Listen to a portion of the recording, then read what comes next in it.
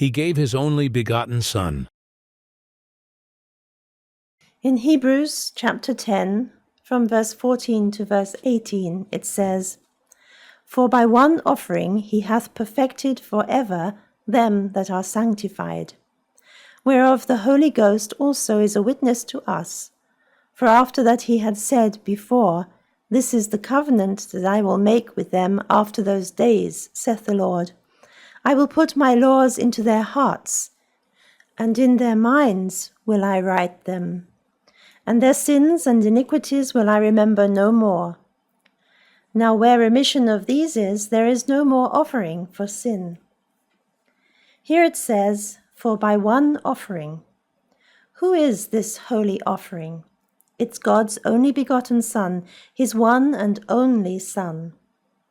It wouldn't have been so precious if God had had several sons and said to one of them, I want you to go into the world and be crucified, but if you don't go, I'll send one of your brothers.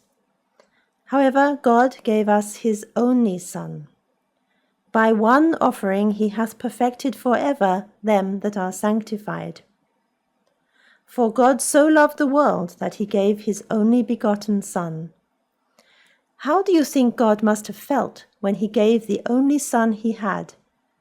This brings to mind the time when Abraham took his son Isaac to Mount Moriah. Abraham set out on a journey in order to offer Isaac as a sacrifice in obedience to God's command, a command that he had to obey. Abraham wasn't young and vigorous when his son was born to him. Isaac was born when Abraham was old, and his wife was already past the age of childbearing. She would have given up all hope of ever having any children, so they must have doted on this son as they were bringing him up. How must Abraham have felt when God commanded him to offer his only son as a sacrifice? As they were on their way to Mount Moriah, Isaac said to his father, Behold, the fire and the wood, but where is the lamb for the burnt offering? Abraham couldn't bring himself to tell his son the truth, so he said, My son, God will provide himself a lamb for a burnt offering. The son simply followed his father. When they arrived at Mount Moriah, Abraham bound him tightly on the altar. Then he took out his knife, but just as he was about to kill his son, God stopped him. It was clear that Abraham had already offered his son in his heart, so Isaac was given his life again.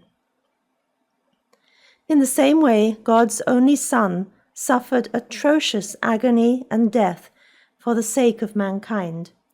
But it was God's plan to bring his Son back to life again. He had to be brought back to life because only then would we be able to live. In John chapter 12, verse 24, it says, Verily, verily, I say unto you, except a corn of wheat fall into the ground and die, it abideth alone. But if it die, it bringeth forth much fruit.